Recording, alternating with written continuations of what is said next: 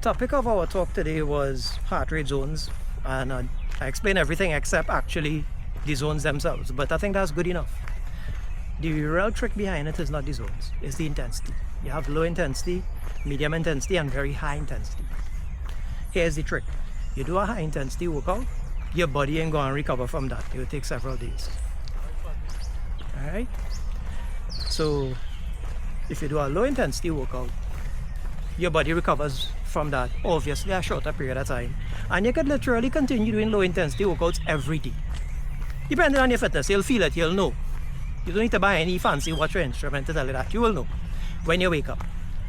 So there is stimulus, which is the exercising. And then there is the actual adaptation. That comes after recovery. And recovery is nutrition and sleep. Now the type of sleep, for those into muscle hypertrophy, there's people who build muscle, is deep sleep. It have Garmin watches that is monitor sleep and things, but you don't have to spend a cent on that. You don't need that. Just go and sleep. And eat the right food that will support the adaptation that you're looking for. What are my goals? My goals and the goals of Team Fitness is longevity and mortality. We want to spend the last 30 years of our lives the same way we felt and spent the first 30 years. That's a big statement, and that's what most people around the world want. Now and I can't write anything on a board, I want you to imagine a triangle. There's a triangle that is catch all of us. At one end of the triangle, so I'm drawing a triangle like that, right? At one end of the triangle is health and wellness. So you're doing exercising and you're getting stimulus and you're eating and sleeping, you're resting, heart rate dropping, which is a sign of good fitness.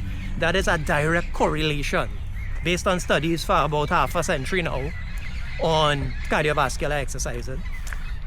But then on the other side of the triangle, this has happened to all of us. You have something called performance. Because some of us, when we started walk and jog and this and that and lost the body fat, all of a sudden we is international runners.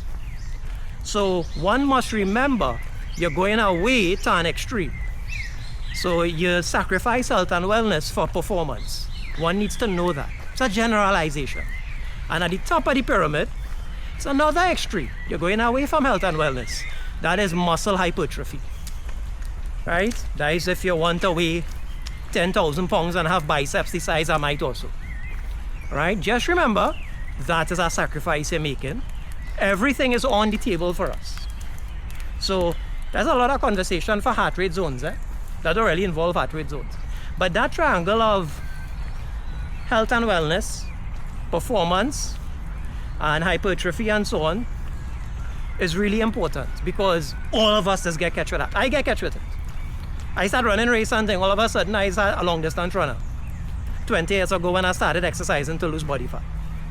When the reality was, all I wanted to do was to get a flat-ish tummy, have low body fat, so I'm not risk at disease, 30 million disease or whatever the term was at the time. You want low body fat percentage. So folks, that is really the idea behind the zone thing. The zone thing is just intensity. Low intensity, less recovery time. High intensity, a lot of recovery time. And the people who do high intensity, to be frank with you, is athletes and those who go in for performance. Remember, them eating and sleeping a certain way, Them training twice a day, sleeping in the middle of the day, sleeping in the night. Don't compare. Right? Them muscle men and women doing hypertrophy training, heavy negatives, taking what they need to take for the human body to grow abnormal, and eating and sleeping and whatever, and making sure they do much cardio so that, because the cardio interferes. Well, guess what? You're leaving a lot on the table, right? We need to be cognizant of that. We, the regular person who are into longevity. So for those of us who want to be Mr. Olympia and run a marathon and have longevity, you're trying to collapse 3 sides of a triangle. Good luck with that. If you do it, tell me. So that is heart rate zones in a nutshell. And I'm going to talk about, do zone 2 and then go and do intervals training in threshold, which is zone 4 and all that. You have 1,000,001 YouTube videos teaching you about that. You really don't need it. That's my point. And I did it today with low intensity going up Mount Hololo in Trinidad and Tobago. In the rain. Walking through the beautiful Botanic Gardens, by the way. Yeah, not bad. I walk through here more often, but. Alright. Another thing we need to be cognizant of, and this is for old people like me. So for the younger people, you probably worry too much about this, but there's something called aging. We tend to get old, or older. In the words of Tony Q, nobody older. Tony's a young boy, but we're not talking about him. He's an exception. In order to combat the aging process and what happens to your muscle structure as you grow older, as you cross 30, check the age, eh?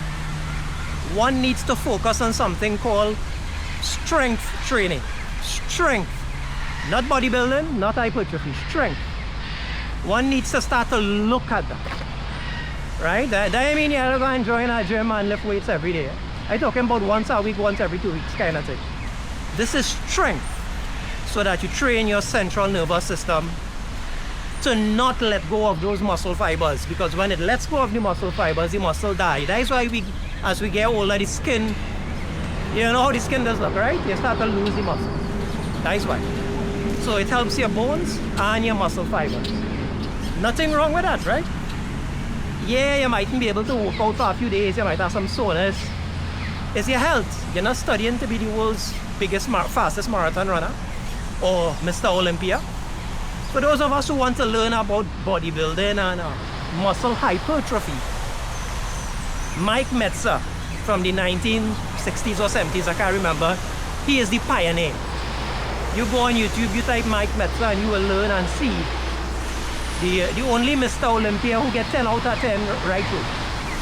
And he was a pioneer in the science behind building muscle. So I'm not in a position to give you details. He lived it.